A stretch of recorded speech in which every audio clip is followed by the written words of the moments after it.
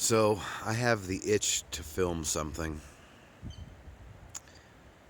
Um, I was supposed to leave tomorrow, which is the 4th of May, but now I'm waiting on some crap in the mail.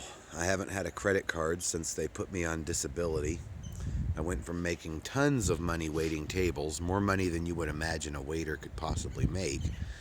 Um, I just say if you're good and you've got good customers, tips can really, well, tips were, let's just say my paycheck was only maybe a third of my income or a fourth of my income. I made about 3 or 4 times as much in tips as I ever did in actual hourly wages. This is pretty sad what I'm looking at right now. When I first started having a lot of medical issues, the first one being my knee, I've always fought the depression. I decided, okay, I can't walk 24 hours up and down stairs, back and forth, carrying crap around anymore. I actually enjoyed working at Lions. I worked there for quite a few years. I even did the graveyard shifts and daytime shifts, and I'd even come in and wash dishes if nobody else was there to do it, even though I didn't get tips. I didn't like to do that, and I wouldn't do it often, but I had an understanding with the manager that if their dishwasher's called in sick, just give me a ring, and as long as I wasn't out of town, I'd come in and help them out. I kind of considered that business almost like family in a way. Uh, but they closed down, so then I went to work for Marie Callender's. Well, a few other small places in between that I don't even count. But Marie Callender's was awesome. I made even more tips there than I ever did at Lions. And I made pretty good tips at Lions too. But then finally my knee got to the point where I couldn't ignore it anymore. I had to go to the doctor. The doctor put me in a brace that kept my knee immobilized, and I had to wear this brace for 6 months while they waited to get me in to see an orthopedic surgeon. And of course, at the end of the 6 months, when I showed up, he called in sick that day. So they made me a new appointment, which was another 6 months down the road. And during this entire 6 months, I've got doctor's orders that I'm not allowed to work, even though I felt like I could have gone back to work at the time. I would have had to lie on an application in order to do it. So anyways, this sign is very sad. I remember when they installed this. It was a beautiful sign, Miracle Hot Springs. Back in 2000, I was working down here at Hobo Campground. This little truck and camper, that's where I was parked. They used to have the host park long ways. I don't know why this guy parks this direction. I guess just to get more shade, which makes sense. I believe there used to be another tree down here. Apparently they no longer have septic for the host either, because that little square box right there is where your septic goes, and if he had septic, it would be running a hose to it. So he must just actually, if the Forest Service knew that, they would probably throw a fit and give CLM a hell of a fine, possibly even pull the permit from him, because I believe your host, at least at this spot, what's written into the contract is the host is supposed to have water, power, and sewer. And I know that they don't have the water anymore. They took that out about 10 years ago, and unless there's another sewer on the other side, which I don't think the Forest Service would permit digging another septic tank, they're obviously not using this one. But that's not why I came here. I wanted to show you something interesting, not just talk about a bunch of crap. So I was working down here as the host. I was taking a break from my classes at Bakersfield College, where I was planning to be a game warden eventually. I was majoring in forestry with a minor in agriculture because there's a ton of agricultural work around here.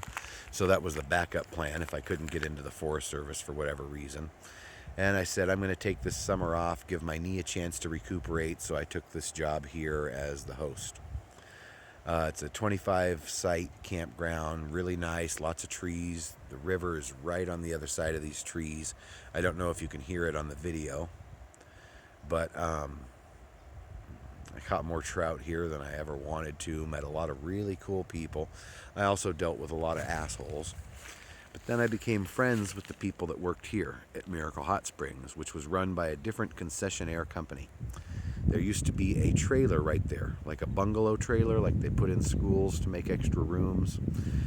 The guy who was in charge of this place got into a fight with the Forest Service gal, and they told him he was not allowed on the property. Beings as how I had a background in forestry, and I knew many of my teachers at Bakersfield College were also officials who were currently working for the U.S. Forest Service Sequoia District at the time. And so I had a little bit of a good reputation with all of them. And when this guy got in trouble, they came and they told me, they said, hey, if you come to work for us, we'll put you in this little booth here. You will be the assistant manager. We'll give you $1,700 a month. You only have to show up 4 days a week for 8 hours a day. And we'll even put a satellite dish in there. All you have to do is collect people's money and make sure that the other employees are cleaning and doing their jobs properly. So that was a no-brainer. Going from making $800 a month with free rent down here to making $1,700 and being on the job 24 hours to only 4 days a week, 8 hours a day for double the money. It was a no-brainer. So I went to work for the hot springs and had a blast. It was a great job. But the main guy in charge had a crack addiction. I try not to judge people for what they do, drugs, alcohol, whatever. And I liked the guy. He was a good guy. But because of his crack addiction, they had a lot of money problems. We had weekends where we had 10,000 people. No, where we made $10,000 at $5 a head. I'm not that good with math to figure it out in my head while I'm recording and trying to talk at the same time, but that's a lot of fucking people. There's so many people that the water down at the tubs actually looked like chocolate milk. So I went down, pulled the drain plug on the tubs so that I could refill them with fresh water. I told all the customers, it's going to take an hour to refill. You may as well go make lunch or something. It'll be ready to go again in an hour, but we can't let you swim in it when it's this dirty. He found out that I had shut them down for cleaning and came down and chewed my ass out hardcore. And I knew basically right then that I was going to quit. I did stick around for a few more weeks to see what was going on, possibly see if I could somehow take over the entire situation and get the permit put in my name so that I could make sure it was ran properly. But in the meantime, they had some other issues. They wanted to bring in some friends of theirs and make them co-assistant managers with me. They wanted me to work, instead of 4 8-hour days, they wanted me to work 3.5 days, 24 hours a day for those 3.5 days. They wanted me to I couldn't bring my own trailer with my animals in and stay here. They wanted me to live in a little teardrop trailer that they put over there with no power, no air conditioning, 110 degrees in the middle of summer, and they wanted me to take a pay cut which amounted to about half the pay. So, of course, I had to tell them to fuck off, and I quit, and I went back to Bakersfield. Stayed there for a few more years before I moved back up here, and now we're going to stop this and go down and look at what remains of the actual tubs. Now, way back in the day, this place was owned by a family called the Dodds. Back in the 70s, they had multiple travel trailers installed and parked down here next to the river. And each of these spaces, you can see the first one coming up now. There was about 8 or 12 of them down here from what I understand.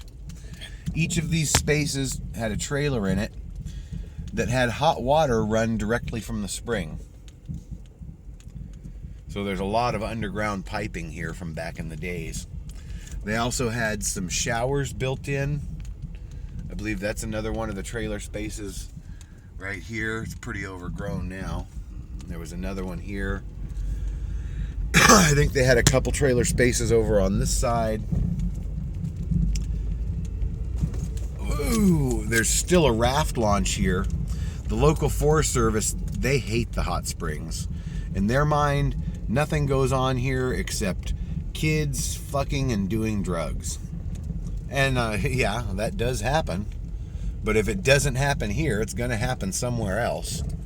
And there are a lot of very nice, respectable people who take care of this place, including Friends of the Hot Springs, which is an organization that I'm one of the members of. We come down and clean the different hot springs in this area. And we drop our phones and still continue to talk anyway. But that's the Kern River. It's probably the most dangerous river in the nation.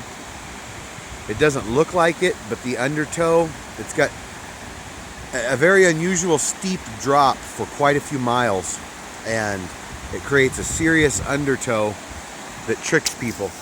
You come in and you see some spots like over here that look really calm,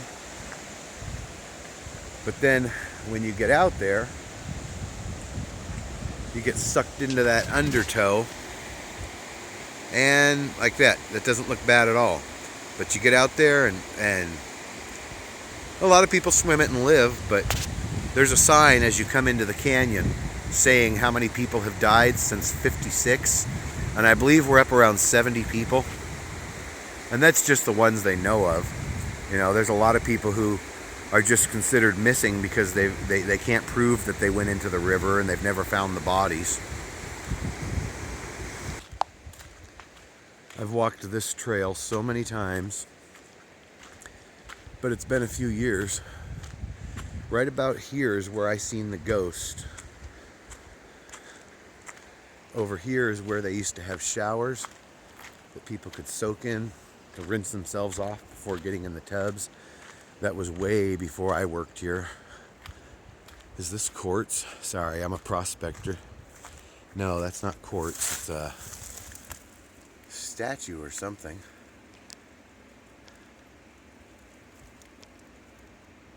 Huh. Here you can see some of the piping that used to run hot water down to the showers and the trailers. If we keep going down this trail, it's really not that long of a trail. I don't know if I'm going to record the whole trail or just keep pausing it and recording sections.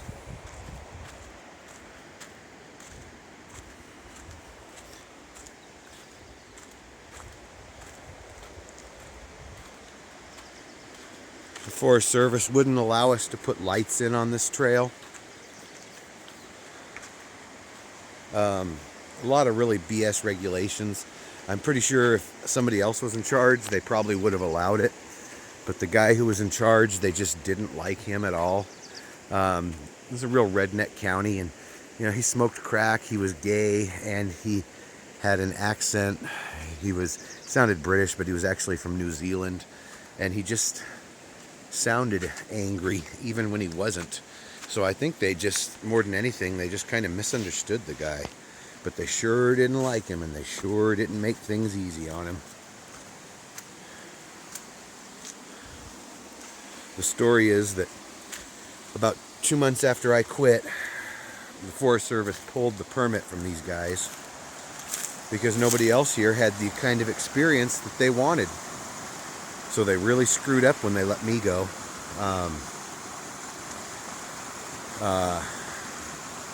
After they actually, the main justification for pulling the permit is they came down and they found the water was too dirty. They found fecal matter in it. Slight amounts, but that was enough for them to shut it down. And after it got shut down, they gave the permit to another company. The other company came in, took over for a couple months, and their water was also tested, and it was found to also contain fecal matter.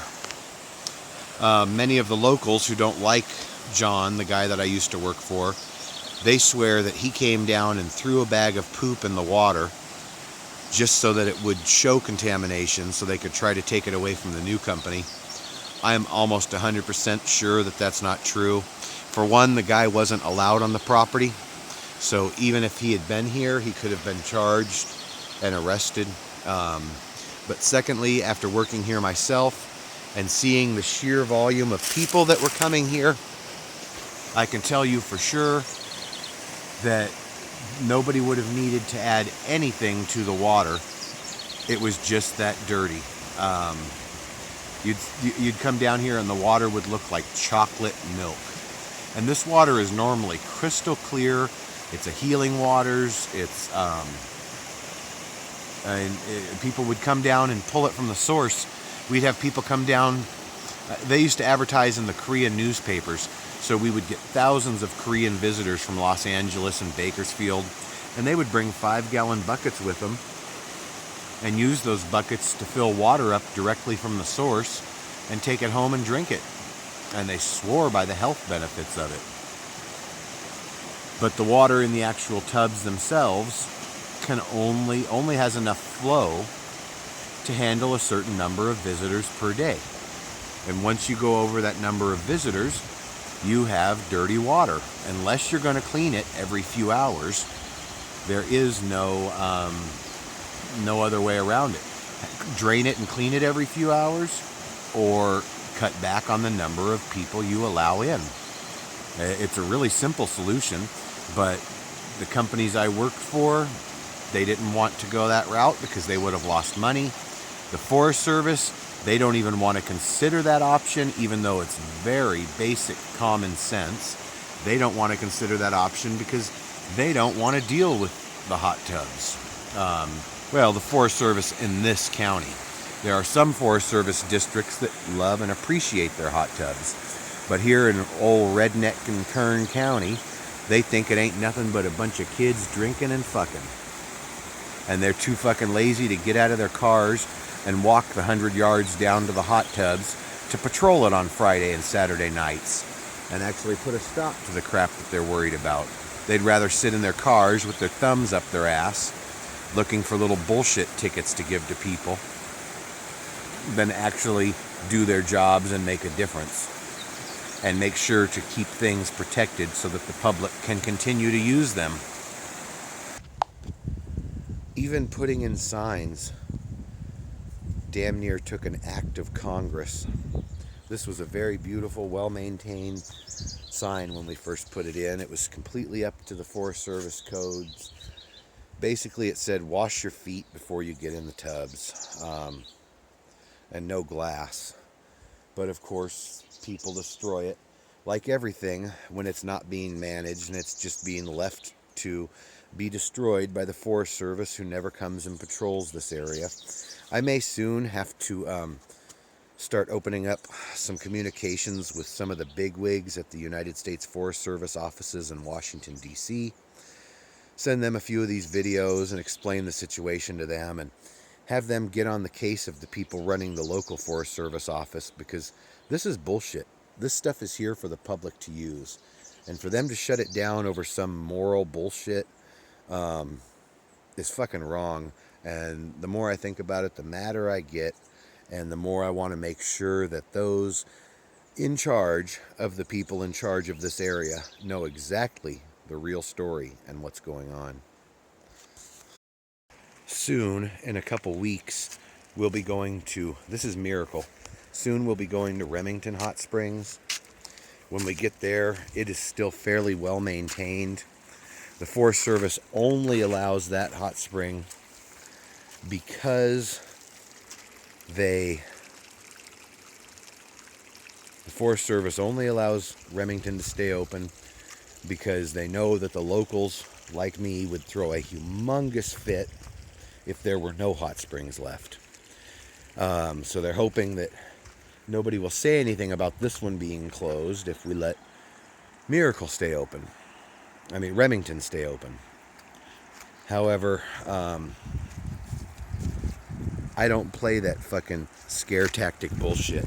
I know they can't close Remington because it has been maintained perfectly throughout the years. And it does not have the it has a lot of people, but not the kind of people that we had at this hot spring when it was running nice. As you can see here, there are some people who have built up new pools. The Forest Service can come in and destroy this all they want, but they will never stop this water from running. Now, it's nothing compared to what it was in its heyday, and that makes me extremely sad. As you can see, this right here was one nice deep pool. There was a nice deep pool here that was connected through over to there. This up here is the source water. It's extremely hot. The cocksuckers at the Forest Service had come in and covered this entire thing with cement. But the people who actually own our public lands have come in here and destroyed the concrete to allow the water to flow again. I would have done it myself, but I can't claim this. But one of these days I will come down with some sandbags and some rocks and build it back up.